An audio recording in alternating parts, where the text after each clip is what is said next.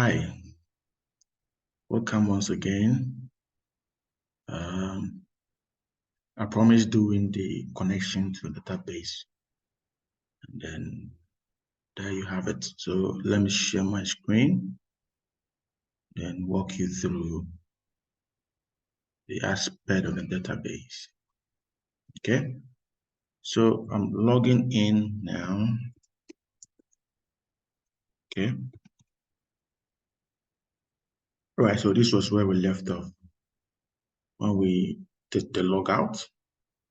Okay, so this is it. So I love my name, so let me type my name, Victor, then log in.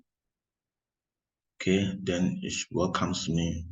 You are now logged in, right? So when we click on the logout, now it destroys the variable or the session variable Victor, right? Because I assigned the username to session variable. So now we want to be able to track this in our database. So you remember from the start of the program of the course, I was insisting that you should have database MySQL installed, then with the PHP admin. Okay, and it's all about making it possible for you to administer your database. So here I have PHP admin as a username and my password. I'll let you know later because for now it's not machine. So at a point I will have to definitely type it out for you to see. Okay. So here we log in to our database. Now these are the databases I have created, right? Numerous, right? Okay, so today we would attempt to create a database, right? So since we are, let me see, what are you? Okay, so today we would look at creating or connecting to a database and storing data in it. So these are the commands we'll be using, okay, to create database, create a table, then we'll create the database credentials file. Now, this particular file is what is going to enable our application to pick the credentials of the database, all right, and now be able to connect with our application. So if you come into application currently here, the username, so to be able to connect, we'll need to have access to this database, all right, and to have access, what do we need? We need to have what? The username, very important. Now, the server on which this particular database resides. And we know the server name. The server name is what? Localhost, because we are all using localhost. So for me to access it, I use a localhost. So definitely, if I need to access this particular database, I need to still have what? Localhost. Assuming it was online somewhere. If it is online, then it will mean that if my database is somewhere online, I will need to know the server name of that online. And then now we use it in my machine. But most of the time, what we do is, if we need to upload it, you upload it onto the same, domain name. So you'll be given the same machine. So if it is the same machine, it still sees it like you working a local host. Okay. Then the database will not be sitting somewhere. Unless on much more sophisticated applications where they have separate things, that is enterprise development, where they actually save the database or the servers somewhere separate from the application front. All right, so you can actually do the application. And now, before you can connect or store it in the database, now you need to have a database server's name. Okay, but in our case, most often it is going to be on the same machine. So we will make reference to the server name as what? A local host. Then followed by the username, followed by what? The password. Now, when we log in, we would like to have access to the database itself. So when we come here, now we have to have access to the database itself. So you see that we create a database name, right? So we create database name.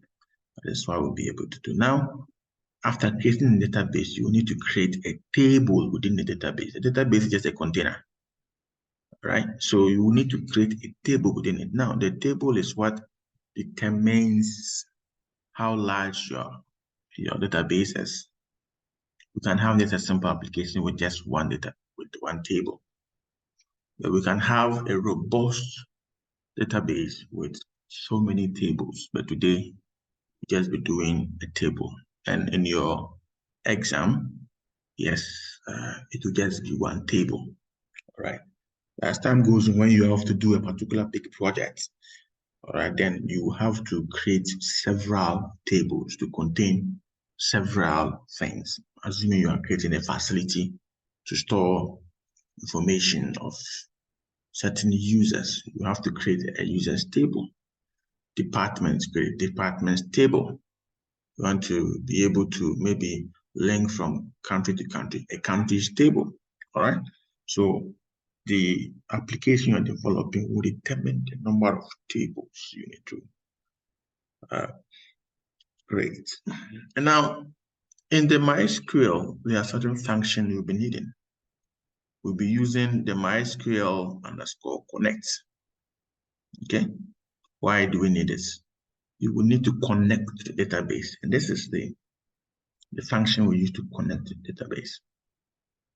This connection string, this connection there, it carries a number of parameters. All right.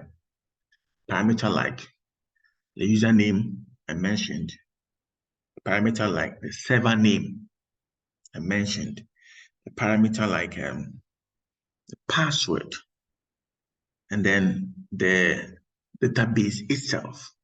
So it needs 4. So you can take up to 4 parameters. All right. And all these you will need to know them. All right. And so assuming you connect and something happens and it's not able to connect, maybe a password is wrong or database is offline, it should be able to tell us something. So we will use the die to give feedback from the database, right, as to whether the connection is on or it's not. We use the die to kind of tell us something from the database. And now we have the MySQL query. So when you have connected to the database now, you will need to carry out some queries. Either you are going to show data to people, all right, or a particular user that, okay, your data has been stored in here. Now you need to carry out a query. So that's going to be a select statement. Okay. Or assuming you want to rather insert into the database or into a table. Now you need to use a query, say insert into this table. So this is the function we use to carry out the querying. Okay. And should the query encounter any error, now the feedback from there is the MySQL error. And this one will throw the error for the connection, okay, or for any query. Let me be precise, for the connection as well as the query. All right. So you realize that when a query is established, the query will definitely ride on the connection, all right, to be able to send or query the MySQL database and collect any data or input in the data. So should there be an error, then we use the MySQL error. Now, when all is said and done, now we use the MySQL close to close, to come out of the database. You can't keep the database always open. Once there is an execution, you expect that it will do what? It will come out. It shouldn't always remain in there. All right. So that is what we'll be doing for today. So let's go back to the creation of a database. All right. So in order for us to be able to create a database, you have access using the databases platform. When you click here, we can just create one just by writing the name of the database you want to create. That is why I said you should get this in hand. You could also use this to actually create a database if you so desire. All right. We can just write a statement for it to create a database. Okay. So let me say I want to use this one to create a database. So I can just say create database. See, it comes up. Then let me just call it one name and say James. Now let me say King James. King James. King James knows himself. King James. All right. Then I will terminate. So I've created now. I've not created yet, but once I do create database or create database King James, I'm assigning it to this. When I do this, now you see that it has pointed me to this. All right. So you see this database has been created. When you come in database name, it's created. It's now empty. We don't have any tables available. Right. Then we can go ahead and create our databases. All right, create our tables in here. So assuming I want to create it with some columns, I can decide to say here, when I click on it and say go, it's going to create a number of columns for me.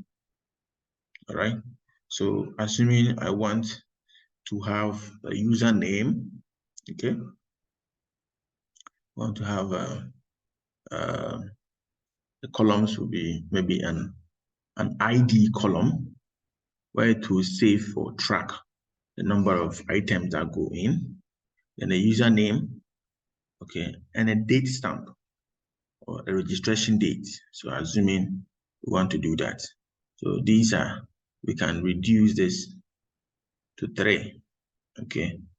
We want to have the ID, we want to have the username, and we have to have the, so with this, we can actually just type in here the name of the let's say we want to create the names here. Okay, you can just even reduce it if you want to do so. Give it a name, then we type in it in there. But we want to write it out, okay? We want to use the system to actually get this running quickly for us. So, yes, I'll go back here and then create a database called Jasmine. I forgot to remember that our application is about Jasmine. So we want to be able to tie in Jasmine. So we say Jasmine. All right. Then we create Jasmine. So there we have Jasmine. So in order for us to create the table for this, we'll come in and then write a query. So here we're gonna say it should create table login. All right, table login. Okay, so this table login we're referring to, can just enter for it to go to the next line. And we say you should give it an ID. Then we would specify the data type. All right. So data type here should be an integer. Okay. And then we want to give the length, the integer. If you have 1,0,0,0,0,6, then it means you have like 1 million, right? Hey, that is that. But you can give it as many as possible. You can leave it up to 255. Okay. So, but for now, we'll leave it at 6. Leave it at 6. Then say it should be unsigned.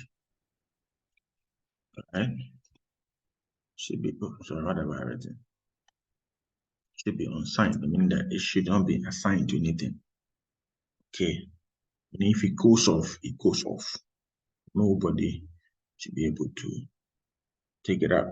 All right. Then we want to say auto increments. That means that it should automatically increment. Nobody should be able to have access to the ID and say he wants to, or he or she wants to, okay, delete this. And it's very important. If you're a programmer, you are developing a sensitive data, and maybe you are going to have an inventory software or application. Anybody who packages something, if I want to log it in, so the person goes behind and says, I'm deleting this. It will still leave a track, right? That's what we call the audit trail, so that no one can cheat the system. That is the essence of having an auto increment there. Okay, then we will say primary key. Primary key, you guys have done databases. Okay, so you should know what a primary key is.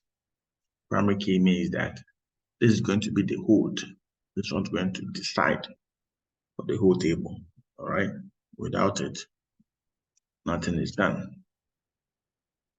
Now we'll come to what the username. Now the username actually is a field. All right, we want to be able to have this pick up in a database for us. That is exactly what we're doing. So we have this username. So we want this to actually, this particular username field to be captured in a database. So that is why we are creating a column for it. Now we will say it should have a data type varchar, varchar.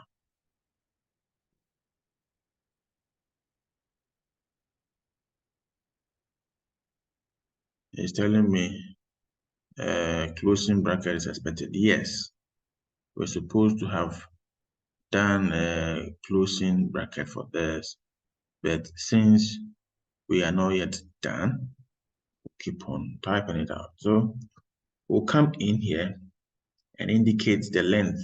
So we'll say 30. Okay. And we're saying that this particular column or data type should not be null. At no point should it be null. Not null. Not empty. So, and the last one will be the registration date. So this particular info will not be seen, but behind the scene, it is going to keep track of information. So we'll say timestamp. So most of them is what, sorry, timestamp, right? Then we'll say default, right? Default current timestamp, right?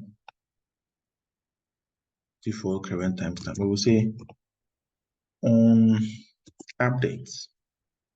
Anytime there is an update, it should give it the default timestamp. They will also say current timestamp, right? So at this point, we are done with. And so don't forget to put in this. Then we can run this now. Okay. If we had a couple of queries to put in here, then we'll terminate it, right? To differentiate this line from the other. But since It's just this one. There's no need to put this. We can just go ahead, then write it in there. So you see that we have Jasmine, the database, and we have table login created for us. Okay. So since this has been established, then it means we can now go ahead and then connect to it. There are 4 important things we need to have here to be able to connect. That is to be able to connect this application we're developing to the database. And what are they? Okay, I said, yeah, sorry. So here, to be able to establish connection, create database credentials file, we need to have the name of the server name. We need to also know the name of the username of the MySQL database. We already have it. The password, we need to have it. And then one last thing, the database name. So once that has been done, then we know that we can connect to our database. So now we move. At this point, we go to our login. So that is where the magic is going to happen. All right. So this was where we left off last time. So I'll create my PHP. All right. Then the first thing to note here is we want to be able to create the variable that would contain the username, or sorry, the server name. Variable that will contain the server name. So here we'll say server name. Okay, then we'll assign it to what? To localhost. Localhost. All right, I have it here already. So localhost. Now, don't forget to terminate it, right? Because I said you have a couple of ones now. So we can just copy this. I said we need 4. So paste, paste, paste. Then what do? We just change this one. No, we'll not change this, sorry. We'll rather change this to username. Username. We'll change this to password. Password. Then we'll change this to the database name. So we'll say DB name. Okay. So here at the moment, we will leave this information there like that. Okay. Now we would, these are not actually the values. This is the key and this is the value. So obviously these are not what we expect, but I want them to be there for now. Later on, we'll come to appreciate why I left it. So here we will create now, we'll create the DB connection. So to create the DB connection, we'll use a variable. We'll create a variable called connect, in other words, con. And now, you remember I said we'll be using, when it comes to the database, we'll be using the MySQL connect, all right? MySQL connect. So we say MySQL connect, all right? Because I have been programming, I have it there showing, all right? But you have to type it out and make sure you know it off head. It's important that you do it, all right? Okay, so, but later on, when you are developing as a programmer, you will just need something simple to get this thing done, all right? Okay, so, but you should be able to appreciate things like this. Anyway, let's see how it goes. Maybe in the exams, I might give you some opportunity to do something. But let's see how it goes. All right.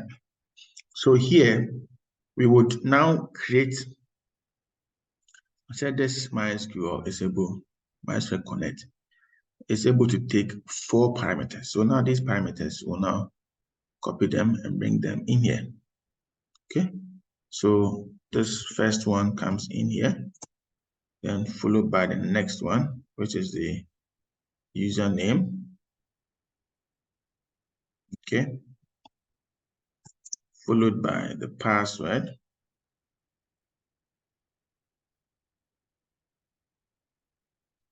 Then lastly, the database name. Okay. So now that we've been able to establish this, then it means that there's going to be a connection. All right. So if all these things are right, it will connect and give us something. All right. So let's see. Let's just run this little thing we have here. But before then, let's not forget to close the, so we have closed it. If we didn't close it, you know what would have happened. So now we have this happening to us. We have now added a new addition. This is what is going to connect to your database. Okay, there's this variable, server name, username, password, database. Now this is going to be the variable that would connect our database, right? So we save, go in, let's see what will happen next. Okay, let's type in something, say vector. Okay, what's going to happen? Yeah, so you see that here it's telling me, welcome Victor, you are now logged in. Now, this login we are talking about here is just the PHP that is working, but it is not connecting. So when we come here, see that we have the Jasmine here, but it's empty. Nothing is going in here. Okay, so it means that there is no query actually handling that information for us, but there is a smooth connection. Okay, meaning that this actually is just a variable. We have not instructed it to do anything. It's in the system. As to whether these things are true or not, it doesn't actually matter. Okay, so once we have been able to assign this to this, it sees it as an assignment. All right, that is all there is, but it is not actually connecting to a database. Okay, so since there was no error, it means we're on the right path. But now we would like to check. This next one we are going to do will be what will tell us whether indeed there was a connection or not. All right. So we would come in here and say that it should check connection for us. Okay, check database connection, DB connection. So now this is actually what will cause a lot of problems here. So if here we say if this MySQL, this variable connect,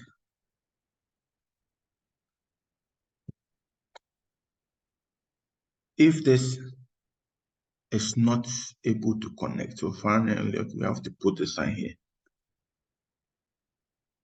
You remember when we're doing the is set, we said if it does not connect, it should tell us something. This is what is going to instruct it to do something. So if it does not connect, it should tell us something. But if it's able to connect, then it should just go ahead and do the connection. So, but we want to get a feedback. So if it does not connect, then it should do what? It should die. Okay. Die here means that we're trying to give it some connection. So we say connection failed. All right. If connection failed, then it should output something to us. So we'll do this. Remember the concatenation. Then it should give us the MySQL connect error, right? So we don't have the MySQL connect error. So we say MySQL connect, then underscore error. All right, that's what we have here. Sorry. Error. MySQL connect error function. So now what is going to happen? It's going to write this for us, assuming the connection is not established. All right. And then through this MySQL, and this particular one is coming from the MySQL itself. So it is not coming from us. So this is what we have written. But in addition, we have concatenated it through the MySQL connect. So this is what is going to give the error. We want this to connect. Okay. So let's go in and try again. Let's see what will happen. So we have logged out. Now let's type anything here. Yeah. So now you see that because we have now added this, we have now added this if statement. Okay? If this does not, if this right does not connect, then it should tell us something. Usually you want to be seeing this. Okay, if this does not happen, it should tell us something. Otherwise, it will be behaving like it is connected, but indeed it's not connected. So you see here it's saying that this is what we typed in there. We say connection failed. Now this is coming from the MySQL. This is the MySQL connect error statement. You say that access denied for user. Look at who start this here. This is correct. All right. But the credentials we have in here are all wrong. So how do we solve that? So we'll solve it by giving in the username. Here is PHP my admin. And my password is Bulgaria. Yeah, that is it. And then the database name here will be what? Jasmine. Remember? Database name is Jasmine. So now it's going to connect to this if connection establishes. So let's save it. Go back. Sorry, someone is calling. Hello. Good afternoon. Yes. No, I'm not on campus, but I'll be coming later.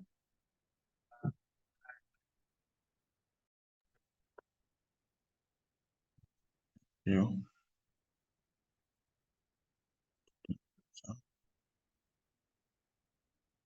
Okay, so there was a break in transmission. I had a call on my phone.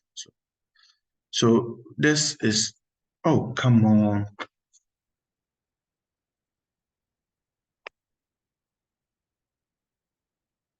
Okay, so this is coming from the MySQL Connect. That's called error. So this is what we have. Let's refresh the page. Let's refresh the page and see what's going to happen. So it says, yeah, you're welcome. So you see that it has been able to code this. If this was what we typed in, you are welcome, right? But still, all what we have been able to do now is to connect to the database, or we are just connecting to the database. But there is nothing going to be imprinted in here, right? Nothing will be in here because we have not yet placed in the queries to do the insertion, to insert into the table yet. Okay, but it's all this is actually coming from the PHP that is actually doing this, the PHP query we did earlier. Okay, right. So we will log out and then continue to make sure that we have the PHP query for the MySQL shown to us. So what do we do next? So in here, we will do, so this is just connecting. So this whole stuff is going to connect to the database, and whatever happens, it would give us the feedback, right? So now we would like to now come in here, okay, because this is the form submission. So when the form submission happens, we want it right after to carry out something for us, the database insertion into the table. So we'll say, we'll put in a comment here and say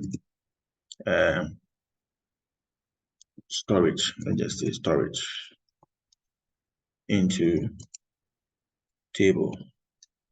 So this is actually going to handle that part of the exercise for us. Now to do that, we will now need to put in a variable called SQL and assign SQL into this statement. So we'll say insert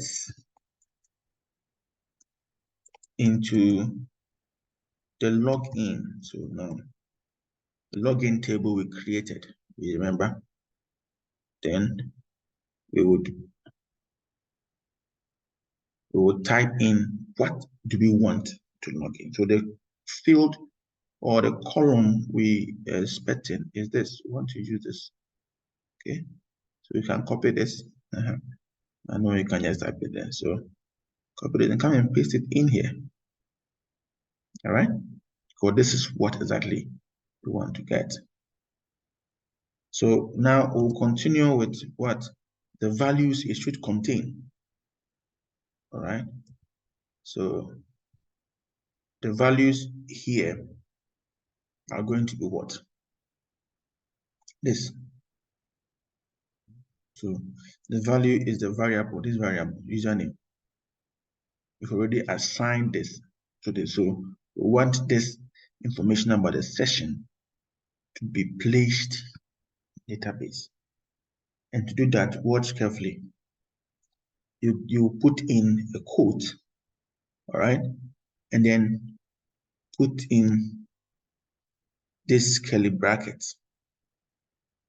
okay? It's very important because we are going to pick it right from the form. When the form submission occurs, that is what we're going to do. So we'll put this in there, all right? Now, when we are done, we'll make sure we terminate. So this is the query that is actually, so okay, let's put in here. So we say query statement for storage into table, right? So this is what is going to actually carry out whatever we have submitted into the database. Okay, so now when that is done, you remember when we did that of the connection, we needed to check whether there was a connection, right? So it applies to this too. We need to find out whether there has been a connection or a submission. So to do that, we can also put up, let's say, check for DB storage. No, let's say, yeah, storage. So if it's successful, should be able to tell us something. So we're saying that if here we will now do the MySQL query. You remember the MySQL query we spoke about. So this is the query. All right, MySQL query. So MySQL query, the query to is a function. So the function that we will use to check whether this and then the connection too has been done. So we'll come and pick this guy, this connection. Come and pick. So the query carries two parameters, all right? Then we'll check whether these two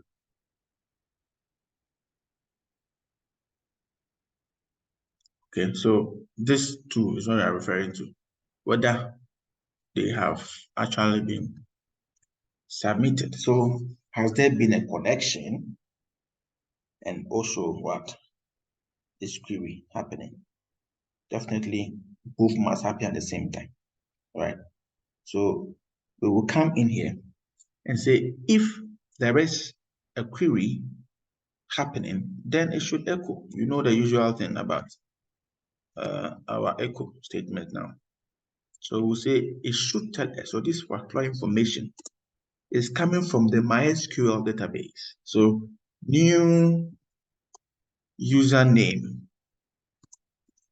has been added. Has been added. Then because definitely there's going to be another statement coming, we want it to go to the next level. So we say it should do what? It should break line. Okay, so that it can accommodate the next statement that will come. What is the next statement? So if this happens, next statement will be this. So if this is positive, then it will say you are logged in, or you are now logged in. So this is the next statement that will come. So right after here should be a break line. Then this will happen. So these are going to happen at the same time. Okay. So having done this, if this happens, and assuming it doesn't go the way we expected it did not connect, then it should still give us a feedback. It will say it should echo something. All right, so it should echo what? Error occurred. So you can say error occurred. This is your own word. Okay. Let's say something happened. Something happened. So this actually is what we are doing. So what happened? Then it should throw to us the error that happened. Okay. So now here we'll concatenate it, but now you know how to use concatenation. So we say SQL. So you see, remember this query. We're saying this query. In other words, this query will definitely throw an error if things didn't go the way we expected it. So we're saying that this query, so meaning what error is coming out of it. Okay. Now we would put in a BR. Let's end it with a right BR, and then we will still concatenate it with the error message. So the error message will be on the next line down. See, the BR is there. So here we say MySQL error. Okay, so what error?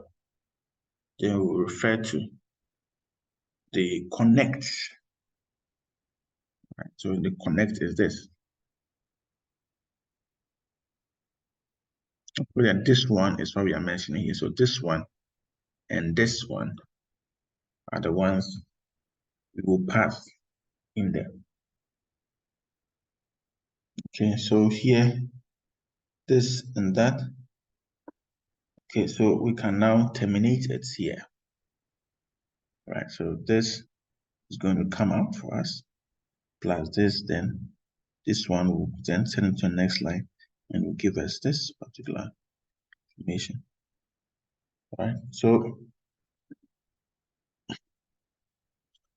this equals this information. So when all is said and done, then we can do what we call the The last one, that is the MySQL close. So we want to close out of it. So we say MySQL close. MySQL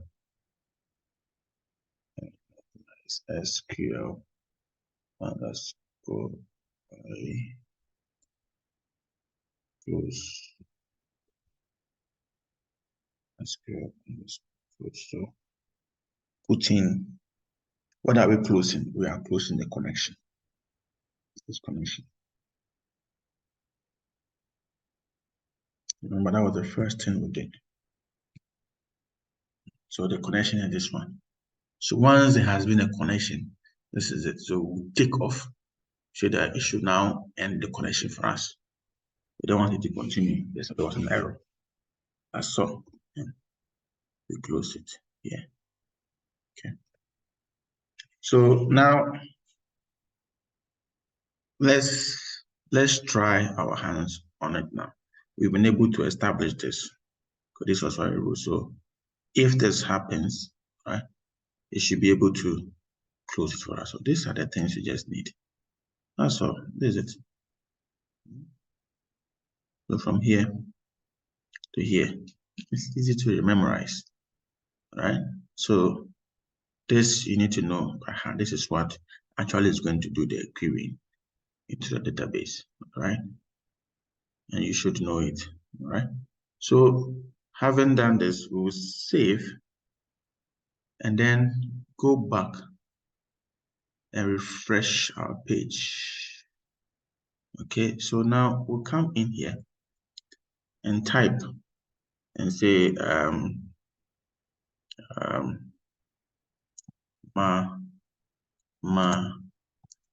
there's, okay, what did I say? It's not there's. Okay, let me just make my own there's. Let's log in. Voila. So we have experiencing a problem. So it means that something happened along the line. Let's go in and check out what exactly happened. Right? We can easily solve that problem. So here we set in our SQL statement, right? Then we'll check if the connection was true. Good. So the problem is with this one. And then when it happens, just don't get confused. You just go back and look at what exactly. So here is what we forgot to terminate this. When we come here too has been terminated, right? What next? This one too has been terminated, so we can save. Right? I think that was the only issue. Now I told you that it could just be a comma or column or even a quote that can worry you. Don't get worried about that. Just go back and then try to see what will happen. So voila, it says new username has been added. So see that because we have placed in here, at least it has been able to capture it for us. Welcome, Mama Des. You are now logged in. Okay, so let's go and check the database. So now we come here and refresh. And refresh. You realize that Mama Tess is in there, right? It's the first one we've done. Mama Tess, then the registration, what we created when we were creating it, we remember we created a registration date. So this is giving us the timestamp, all right? So we'll log out. Good. Now we have almost a full functioning application. Okay. So when we want to type again and say maybe this time, say vector weather. Okay. We'll come in. Voila. A new name, username has been added. And so that is this. When we go in, refresh our page, realize that, yeah, picture has been added. Okay, so let's go back, observe something. So now this is what we have done. So this actually was the latest thing we included. Okay, and it is doing the magic for us. Now at the top here, there's something we could also do. Because this information is exposing, look at it. It's exposing our password and stuff like that. I don't want it to be in here, sitting there like that. So I can actually tick off this using the include or require, so that it requires this in particular information once, then the rest is done. Once able to establish connection, well, okay, the rest is just connection. So we can actually tick off this. Okay, we are going to take off this dude. Okay, we'll cut. Now we would come into the includes folder, create a new file, paste it in there, then we'll save. Now we can call this credentials, or we don't want anybody to know what it is, so we'll just say constants. We want the constants to be there. So constants is here, right? Then we'll go back to our index. Okay. No, this one, this. So our login. So here we can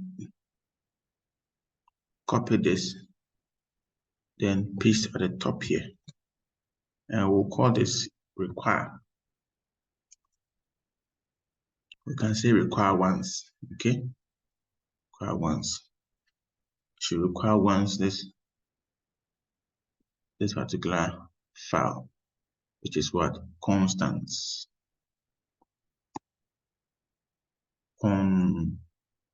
Yeah, so my intelligent is able to, so constants, right? So we have delinked it using require once, okay, so that it doesn't show there, right? You want to set sensitive data should be hidden somewhere. Yeah, right. So this is what we have. Let's go back to our application and refresh and see whether it's gonna work. Yeah, so it's still working. Okay, still working.